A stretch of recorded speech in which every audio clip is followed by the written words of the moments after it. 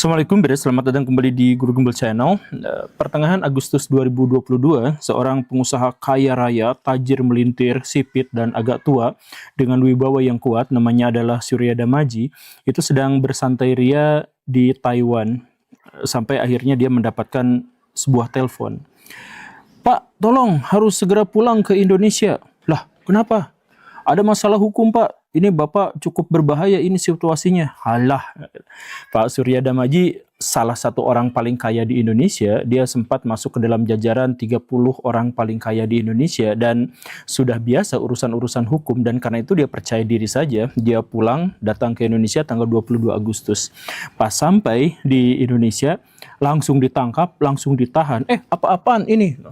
Bapak itu koruptor sawit. Bapak itu punya lahan puluhan ribu hektar di Sumatera dan dijadikan lahan sawit, padahal itu adalah hutan yang tidak boleh dikelola sama Bapak. Lalu Taipan itu berkata, seenaknya ini nih dokumen-dokumen saya lihat. Dia tunjukkan dokumen-dokumennya bahwa dia sah dan boleh untuk memiliki lahan itu untuk bisnis sawitnya. Tapi kemudian seseorang yang menuntut itu nantang sama dia. Tapi Bapak selama ini dapat dokumen-dokumen itu dari nyuap kan? Bapak nyuap ini, nyuap ini, nyuap ini, dan orang-orang itu sekarang sudah ditahan sebagai koruptor. Maka Bapak juga sekarang akan ditangkap sebagai koruptor. Kok gitu? Jangan kayak gitu. Dan akhirnya luar biasanya apa? Beliau ditahan. Bukan hanya ditahan, bukan hanya ditangkap, dimasukkan ke dalam penjara. Masuk ke dalam penjaranya pun adalah Nusa Kambangan. Ini yang khas Baraya, ini yang unik.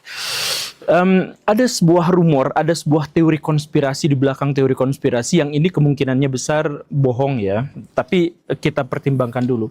Ada sebuah teori konspirasi bahwa Pak Surya Damaji ini begitu masuk ke dalam Nusa Kambangan, itu tidak masuk ke dalam sel yang biasa aja, tetapi masuk ke dalam sel bunker, sama kayak di film-film Hollywood gitu, masuk ke sel bunker yang tidak mendapatkan cahaya matahari. Dia mendapatkan siksaan fisik dan mental di sana. Dia tidur beralaskan lantai yang begitu kotornya bersama tikus-tikus dan kecoa-kecoa. Kemudian beliau hanya dikasih makan, ya makanannya itu sangat-sangat tidak layak, sangat tidak bergizi. Bahkan jauh lebih tidak bergizi daripada MBG. Dia ditekan seperti itu, dan kemudian datang seseorang. Kamu kenapa ditekan seperti ini? Kamu tahu nggak? Karena kamu tuh koruptor. Kamu tuh punya penghasilan selama 20 tahun ngurus di sana itu sampai 100 triliun rupiah, dan itu adalah kerugian negara. Jadi serahkan setengah dari aset kamu, maka kamu tidak akan ada di sini lagi. Jangan gitu dong, kamu tuh seenaknya ya. Saya bikin usaha tuh capek, saya bikin usaha tuh peras keringat banting tulang, saya udah dapat sekarang, justru malah mau diambil sama kamu. Enak aja seperti itu. Ya udah, kalau kamu nggak mau menyerahkan setengah dari aset kamu itu, ya udah kamu mendekam di sini, di penjara lagi di situ dalam waktu yang lama sampai dia benar-benar menyerah. Akhirnya dia mau nanda tangan dokumen apapun asal dia bisa keluar dari penjara yang pengap itu. Dan akhirnya tanda tangan, dari setengah asetnya diserahkan kepada pihak lain. Benar atau tidak, sekali lagi ini hanya sekedar teori konspirasi. Mana ada seorang pengusaha kaya langsung dijebloskan ke penjara dalam penjara seperti itu kan. Tapi intinya perusahaan yang dimiliki oleh Pak Surya Damaji itu sekarang sudah berpindah tangan. Palma itu sekarang sudah jadi milik BUMN di bawah Agrinas sekarang. Nah, ya sekali lagi ya, benar atau salahnya kasus-kasus detail seperti itu, yang jelas sekarang di Indonesia orang paling kaya, orang yang paling sukses, yang kita sebut saja 9 naga, yang kita sebut saja sebagai konglomerat Cindo dan sebagainya, itu sekarang tidak kebal hukum. Mereka bisa saja dijerat dengan hukum-hukum yang mengerikan, dan pada akhirnya mereka harus menyerahkan aset mereka atau mereka akan mendapatkan sesuatu yang lebih buruk lagi. Saya akan bongkar di sini sebuah teori konspirasi yang mungkin akan membuat Baraya terjohok-johok. Simak videonya sampai tuntas, yuk kita mulai.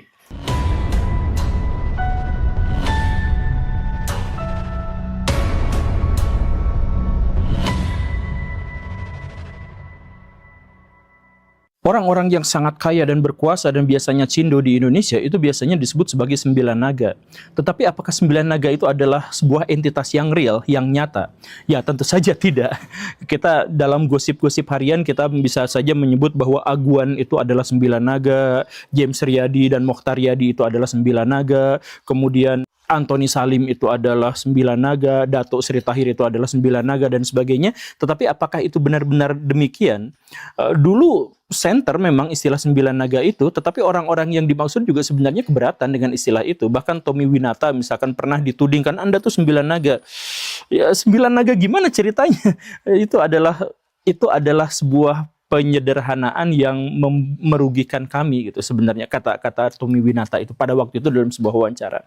Nah, jadi 9 naga itu sebenarnya apa? Ya, itu sebenarnya hanya istilah masyarakat yang tidak merujuk pada apapun. Tetapi kalau misalkan kita mau memberikan penjelasan yang lugas tentang penjelasan itu biasanya merujuk kepada orang-orang etnis Tionghoa yang super duper kaya dan mereka itu memiliki kontrol terhadap negara ini. Dan istilah ini sebenarnya muncul di era Orde Baru. Cuman dulu istilah 9 naga di era Orde Baru tuh konotasinya negatif gitu. Karena istilah 9 naga itu berawal dari 9 geng gitu. Dari istilah 9 geng. Jadi di situ tuh adalah orang-orang yang punya bisnis besar dalam penyelundupan, dalam prostitusi, dalam narkoba, dalam tindakan-tindakan yang ilegal itu disebutnya geng 9. Dan geng 9 itu karena konon di dalamnya kebanyakan itu adalah orang-orang Chinese, orang-orang Cindo, maka kemudian mereka tuh diistilahkan dengan 9 naga. Maka istilah 9 naga itu sebenarnya bukan hanya fiktif, tetapi itu tuh merusak kredibilitas dan reputasi orang-orang Chinese, Cindo-Cindo pengusaha di Indonesia, begitu. Awalnya begitu. Tapi kita ambil narasi umum aja bahwa yang dimaksud dengan 9 naga itu adalah mereka, para Cindo, konglomerat besar, konglomerat kaya yang begitu kayanya, begitu berkuasanya sampai pemerintahan Orde Baru itu sangat ketergantungan pada mereka. Nah, kita ambil istilah itu ya. Dan Cindo-Cindo inilah, 9 naga inilah yang mau tidak mau harus diakui sebagai motor penggerak bagi industrialisasi di Indonesia. Di zaman Orde Baru di tahun 80 ke 90, kemudian dari 90 ke tahun 2000-an, itu industri-industri di Indonesia, manufaktur di Indonesia itu melesat Baraya, dan itu tuh disebabkan sama proyek-proyek nasional dipegang sama 9 naga, pabrik-pabrik besar didirikan atas nama 9 naga, kemudian infrastruktur di Indonesia dibikin oleh 9 naga. Kita tuh di era tahun 90-an sampai kejatuhan Pak Harto, itu tuh memiliki industri raksasa. Dalam level Asia tuh kita memiliki perusahaan-perusahaan, pabrik-pabrik kapal laut, kita punya pabrik mobil nasional, kita bahkan punya pesawat terbang dan sebagainya yang tidak dimiliki oleh negara-negara tetangga kita. Ya, itu semuanya bagaimanapun diakui atau tidak itu adalah campur tangan dari 9 naga itu. Nah, tetapi seiring berjalannya waktu ketika Pak Harto digulingkan dengan cara yang sangat-sangat menyakitkan, 9 naga ini ada dalam opsi yang paling mengerikan. Di era reformasi misalkan, banyak di antara perusahaan-perusahaan mereka itu yang bangkrut, yang gulung tikar. Ada di antara mereka yang harus keluar negeri untuk menyelamatkan diri dan menyelamatkan asetnya. Bahkan ada yang sampai sudah bangkrut, perusahaannya ditutup, dia dipenjara pula gitu. Seperti Bob Hasan itu. Itu Bob Hasan itu kan salah satu dari 9 naga, kita anggap demikian. Dan kemudian ya kasusnya bergulir, kemudian harta kekayaannya dirampas dan dia dipenjara gitu. Naga-naga yang masih bisa bertahan setelah itu dan kemudian mengembangkan bisnisnya itu ternyata juga tidak sepowerful dulu. Saya mohon maaf ya, tapi saya harus mengatakan bahwa dulu yang disebut sebagai 9 naga sekarang tuh lebih mirip seperti 9 anjing atau bahkan lebih buruk lagi. Bukan gara-gara mereka itu buruk gitu, tetapi gara-gara mereka diperlakukan seperti anjing gitu. Jadi saya mohon maaf ya, masalahnya itu dimulainya dari sini Baraya. Sejak reformasi, pemimpin itu tidak lagi Pak Harto satu-satunya, tetapi terdiri dari begitu banyak polar yang bersaing satu sama lain. Nah, polar-polar ini tuh ada yang di belakangnya TNI, ada yang di belakangnya adalah ormas-ormas keagamaan besar, ada yang di belakangnya macam-macam semuanya. Nah, polar-polar ini tuh memiliki ide gagasan yang berbeda, memiliki kader-kader yang berbeda, dan memiliki basis massa yang berbeda. Setiap mereka mengadakan pemilu, ada benturan-benturan besar yang benar-benar menciptakan spekulasi yang tidak pernah dibayangkan oleh naga-naga sebelumnya. Dulu mereka itu ya patronnya terhadap Pak Harto, mereka mengabdinya pada Pak Harto nyuruh apa mereka laksanakan dan mereka dapat duitnya. Jadi di zaman Pak Harto itu, setiap kebijakan-kebijakan diserahkan kepada mereka. Ya mungkin mereka melakukan korupsi, ya mungkin mereka ngemplang pajak dan sebagainya, tapi usahanya tuh jalan. Minimal tuh usahanya jalan. Jadi kalau Pak Harto menyerahkan proyek nasional itu kepada birokrat misalkan gitu ya, korupsi iya, jalan enggak gitu. Kan gitu. Tapi kalau misalkan diserahkan kepada 9 naga itu, ya ada kebocoran-kebocoran, tetapi jalan aja. Inilah yang kemudian dimaksud oleh Pak Luhut Binsar Panjaitan beberapa waktu yang lalu, nggak usah bersih-bersih amat gitu. Kalau bersih di sorga aja gitu. Karena masalahnya realitas di Indonesia itu memang, ya oke lah, kita harus mentolerir sedikit korupsi, yang penting jalan gitu. Jadi ada istilah juga yang lain, misalkan seperti korupsi adalah pelumas pembangunan dan sebagainya. Ya karena kalau misalkan diserahkan kepada naga-naga itu, mereka tuh jalan gitu. Lumayan agak jalan walaupun ada korupsinya. Nah, tetapi setelah reformasi ini, si naga-naga ini mau menjalankan proyek siapa? Mau menjalankan urusan siapa? Karena patronnya, pemimpinnya itu terdiri dari banyak orang. Jadi ada multipolar di sini. Anggaplah misalkan satu naga, ya udahlah, saya mau berinvestasi untuk mendukung satu calon ini gitu. Tapi bisa aja calon ini tuh kalah kan? Nah, karena itu kalau misalkan si calon ini kalah, maka bisnisnya itu tidak akan diserahkan kepada mereka. Proyek nasional misalkan dalam tanda kutip itu tidak akan diserahkan kepada mereka, tetapi kepada naga yang lain gitu. Dan karena itu mereka bisa aja bangkrut. Makanya di sini ada dua opsi sebenarnya buat para naga-naga itu. Yang pertama adalah mereka harus merapat pada satu kekuatan politik tertentu. Tetapi, nah ini konsekuensinya ada 3. Kalau mereka gabung sama kekuatan politik tertentu, kalau menang kekuatan politik itu, maka proyek-proyek nasional akan diserahkan kepada mereka, mereka cuan besar, keuntungan merajalela, bisa berkali-kali lipat daripada yang normal-normal aja. Tetapi kalau mereka gagal, maka mereka sama sekali tidak akan mendapatkan keuntungan. Justru akan diserahkan kepada naga yang lain yang akan menyalip harta kekayaan mereka, dan mereka justru malah tidak akan memiliki akses untuk bisa mendapatkan kekayaan. Begitu kan? Nah, atau yang lebih buruknya lagi adalah kemungkinan yang ketiga. Kemungkinan yang ketiga itu adalah bahwa kalau mereka kalah, kemudian mereka cukup lemah, mereka bisa saja ditumbalkan. Jadi dianggap sebagai koruptor, kemudian uangnya disita, asetnya diambil alih, diserahkan kepada kekuatan politik tertentu. Nah, begitu kan? Coba Baraya pilih opsi pertama itu atau pilih opsi kedua. Opsi kedua itu adalah saya tidak akan terlibat secara terlalu dekat dengan penguasa-penguasa itu.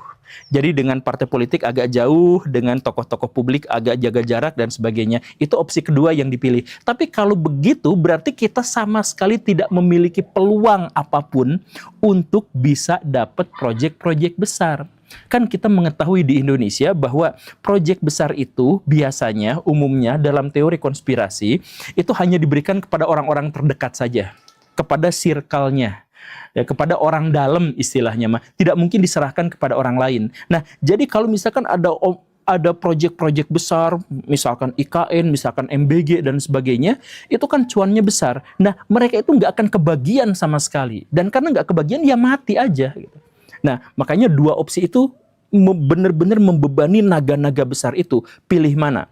Pilih satu, mendekat pada elit politik tertentu dengan spekulasi yang sangat mahal, atau pilih menjauh sama sekali, tetapi dengan tidak ada peluang kesempatan untuk bisa naik ke puncak bisnis yang menguntungkan. Pilih yang mana? Kebanyakan di pilihan yang pertama, tentu saja namanya juga pengusaha. Tetapi di situ ada berikutnya, ada masalah berikutnya lagi, Baraya. Indonesia itu nggak bisa lepas dari korupsi. Indonesia itu nggak bisa lepas dari uang ilegal. Indonesia itu nggak bisa lepas dari uang kriminal. Jadi naga-naga itu kalau dia bisnis, itu tuh bagaimanapun ada uang pelicin, terpaksa atau enggak ya. Ada uang pelicin, ada pungli, ada tutup mulut, ada uang pengacara, ada uang segala rupa. Mereka tuh harus sisihkan ke arah sana. Karena bagaimanapun mereka tuh ya di Indonesia tuh nggak bisa bisnis yang pure murni 100% gitu. Jadi bahkan nggak usah jauh-jauh lah pengusaha kaya. Bayangkan Baraya sebagai orang fakir miskin datang ke Indomaret bawa motor. Baraya itu dipalakin 2.000 di situ, ada pungli di situ, ada korupsi di situ, ada penyalahgunaan wewenang di situ, ada ketidakjelasan peraturan di situ, iya kan? Jadi sekedar Baraya datang ke Alfamart doang, Baraya tuh harus bayar pungli. Bayangkan kalau skalanya itu adalah skala uang triliunan rupiah. Itu di sana sini tuh ada. Nah, si naga-naga itu di zaman Pak Harto juga mengalami hal yang seperti itu dan mereka harus bayar. Oke. Di zaman sekarang setiap transaksi ilegal itu bahkan dicatat dan diketahui dan dijadikan sandra dan dijadikan alat untuk menyandra mereka. Bahkan ketika mereka harus menyimpan uang mereka di Singapura, di Swiss dan sebagainya, itu nggak lagi aman gitu. Mereka tuh bisa dilacak sekarang. Sejak zaman Ibu Sri Mulyani jadi Menteri Keuangan, itu kan sudah ada deal-dealan dengan Swiss, dengan Singapura. Jadi kalau misalkan ada uang-uang di Indonesia yang disimpan di sana, itu ketahuan dan bisa dilaporkan gitu. Seingat saya lupa, nanti cek lagi gitu ya. Tapi itu sekarang sudah seperti itu, yang menyebabkan bahwa konglo-konglo, naga-naga di Indonesia itu kalau mau berbisnis, dan di dalamnya itu meniscayakan, saya mohon maaf ya, tapi meniscayakan adanya korupsi di situ, itu tuh dicatat dan kemudian dijadikan sebagai alat untuk menyandra pengusaha-pengusaha itu. Makanya pengusaha-pengusaha itu pada akhirnya, lu gabung partai politik yang mana? Saya enggak, saya kesana ngasih, kesini ngasih, kesini. Oke, kalau gitu. Tapi kalau itu yang menang dan ini yang kalah, kamu bisa dikriminalisasikan dengan bukti bahwa kamu telah melakukan penyelundupan ini, telah melakukan ini itu dan sebagainya. Ini yang terjadi pada dalam teori konspirasi ya, Surya Damaji tadi itu, dia sudah berbisnis sawit selama 20 tahun dan nggak diganggu-gugat. Karena penguasanya ya begitu gitu. Tapi kalau misalkan begitu dia dapat penguasa yang berbeda lagi, ya itu bisa aja cerita-cerita masa lalunya, suap-suap masa lalunya, tukar guling di masa lalunya dan sebagainya itu diangkat lagi dan kemudian dijadikan cara untuk memeras dirinya agar perusahaannya kemudian pindah jadi agrinasi di perusahaan nasional. Begitu. Atau Baraya juga bisa menemukan misalkan ada yang namanya aguan gitu. Aguan itu kan punya reputasi yang sebenarnya itu banyak kasus-kasus di belakangnya. Ya bukan berarti dia kriminal, tapi kasus-kasus di belakangnya itu ngantri Baraya banyak banget. Dari mulai PIK gitu ya, kemudian masalah suap, masalah mafia tanah dan sebagainya. Itu tuh kan ada. Nah, tapi sampai sekarang beliau tuh baik-baik saja, nggak kena penjara, nggak apa gitu ya. Ada kasus pelaporan beberapa kali, tapi kan lolos gitu. Termasuk diantaranya masalah yang yang pagar laut itu gitu kan, sampai sekarang beliau itu lolos-lolos aja gitu. Nah, kenapa seperti itu? Karena beliau dipaksa untuk membiayai IKN gitu. Nah, jadi kasus-kasus besar di masa lalu itu digunakan untuk menyandra para pengusaha-pengusaha itu untuk membiayai kepentingan-kepentingan politik tertentu gitu. Jadi ada kepentingan politik ini, punya proyek ini, wah nggak punya duit, nah ini pengusaha-pengusaha ini, ayo nyetor duit sama saya, kalau enggak nanti aset kalian di ini dan kalian dianggap sebagai koruptor, kalian akan dipenjara dan semua aset kalian dan aset keluarga kalian dan aset partner dari keluarga kalian itu akan dirampas. Itu ada kejadian seperti itu, tapi sekali lagi ini teori konspirasi ya, teori konspirasi. Jadi Baraya silahkan cek di media-media konvensional, itu jarang ada yang kesimpulannya seperti itu, karena ini memang teori yang tidak terkonfirmasi Baraya, ini bohongan saja gitu. Tapi maksud saya adalah ini tuh penegasan bahwa orang-orang etnis Tionghoa yang katanya naga-nagaan itu sekarang tuh nggak powerful. Mereka itu ada di bawah sandera kekuasaan dan mereka harus melakukan ini itu gitu. Bahkan di era Pak Prabowo sekarang gitu ya, kan Pak Prabowo sekarang itu bikin MBG gitu ya, dan itu tuh ya menguras uang negara. Ini gimana duit negara defisit iya, kemudian IHSG jatuh iya, kita masa depannya suram, ini duit dari mana untuk membiayai MBG, membiayai Koperasi Merah Putih dan sebagainya, itu gimana ceritanya, kepikiran-kepikiran. Akhirnya pakai Danantara. Danantara kemarin itu mengeluarkan Patriot Bond, obligasi yang hanya 2% setahun gitu. Obligasi macam apa yang mau diterima kalau cuma 2% setahun gitu. Ya kan Baraya gini ya, itu tuh obligasi itu setahun 2% dalam situasi inflasi aja tuh lebih dari 4% gitu. Biasanya kan normalnya tuh 6% ke atas gitu ya. Kalau obligasi ini keuntungannya cuma 2% setahun, ya ini justru malah tekor gitu. Tetapi luar biasanya adalah walaupun obligasi Patriot ini udah pasti tekor karena hanya 2% setahun dibandingkan dengan inflasinya, itu pengusaha-pengusaha besar tuh antri Baraya. Coba ini saya lihat benar atau enggak ya. Jarum, Pak Budi Hartono ya, ya anggaplah beliau itu naga, ya jelas naga gitu ya dalam kacamata ini. Itu 3 triliun rupiah. Kemudian Dato Sri Tahir itu 1 triliun rupiah. Kemudian Boy Thohir dan Edwin Suryajaya itu 3 triliun. Kemudian Antoni Salim juga 3 triliun. Nah, mereka itu semuanya beli Patriot Bond itu, yang jelas secara kalkulatif pengusaha itu pasti merugikan. Nah, pengusaha mana yang mau untuk kayak gitu? Tetapi ini justru malah menerima. Karena apa? Diduga ini Maya diduga. Jadi mereka itu ada tekanan. Jadi kalau misalkan kamu tidak mau nyumbang sama proyek-proyek pemerintah, itu usaha kamu yang begini akan diambil, aset kamu yang begini akan diambil, karena kamu kan kemarin dulu koruptor, kamu kan kemarin sini ngambil uang di sini, kamu kan tukar guling kemarin itu dan sebagainya. Itu proyek-proyek akan dihentikan, kemudian kamu bisa dituding sebagai koruptor asal kamu harus harus bantu proyek-proyek nasional. Nah, begitu, jadi disandra. Kenapa ya bisa seperti itu? Ya balik lagi, ada teori konspirasi bahwa naga-naga itu sekarang tuh ya hanya peliharaan yang disandra. Dan kekuatan elit di Indonesia itu berani untuk ambil tindakan yang keras gitu. Sampai penjara seumur hidup gitu.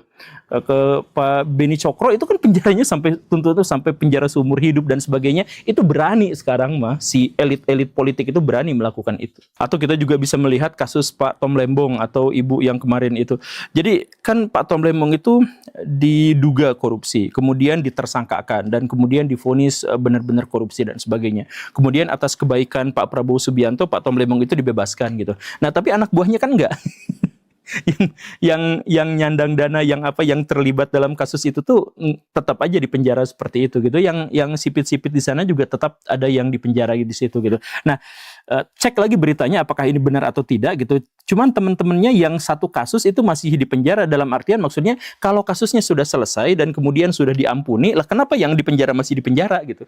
Cuman Pak Tom Lembongnya aja yang akhirnya dibebaskan gitu. Nah, ini ya curiga ya, mungkin ada jawaban yang masuk akal, tetapi ini benar-benar mencurigakan. Apalagi kita juga sekarang menemukan banyak di antara taipan-taipan itu, naga-naga itu yang bertempur satu sama lain, berperang satu sama lain gitu. Bahkan berperang satu sama lain bukan hanya naga versus naga gitu, tapi naga versus haji gitu. Kan sekarang ada Haji Isam gitu ya, ada Haji Yusuf Kala gitu dan sebagainya, dan mereka juga sekarang menjadi sangat-sangat powerful. Di zaman Orde Baru nggak ada yang berani ngelawan 9 naga itu. Sekarang misalkan grup Lipo berantem sama Yusuf Kala. Yusuf Kala yang petantang-petantang, ayo lawan ini rakyat, saya aja berani ditipu kayak gini, apalagi rakyat. Itu berani Pak Yusuf Kala itu. Atau misalkan kemarin Aguan itu bersengketa langsung dengan Haji Isam gitu. Nah, jadi sekarang itu udah 9 naga itu disandra, kemudian diperas, diambil uangnya dan sebagainya. Nah, kemudian untuk membiayai proyek-proyek nasional untuk kepentingan-kepentingan politisi tertentu dan sebagainya. Nah, udah seperti itu. Bahkan sekarang tuh mereka berhadapan dengan pesaing-pesaing baru, para pengusaha tambang, pengusaha energi, yang namanya 9 haji itu. Dan kalau misalkan pemerintah misalkan nggak cocok, wah saya proyek nasional nggak mau sama si Aguan ini, saya serahin aja sama Haji Isam gitu dan sebagainya. Itu mungkin aja terjadi. Dan kalau misalkan sudah seperti itu, Aguan udah mempunyai skandal di belakang, bisa aja dibuka-buka gitu, dan dia hanya bisa bertahan hanya gara-gara megang proyek-proyek nasional, misalkan yang seperti itu. Kemudian sedikit-sedikit, kalau proyek nasional ini kamu gagal gini, saya kasihin sama Haji Isam dan sebagainya gitu. Wah, udah itu satu-satunya kesempatan saya agar tidak dikulik-kulik, tapi kesempatan itu pun sekarang mungkin aja diserahkan kepada pihak lain gitu dan sebagainya. Nah, inilah yang menjelaskan. Tapi gak usah lah, itu mungkin akan terlalu spekulatif, terlalu panjang ya. Terima kasih karena sudah menyimak. Saya Guru Gembul pamit. Assalamualaikum warahmatullahi wabarakatuh.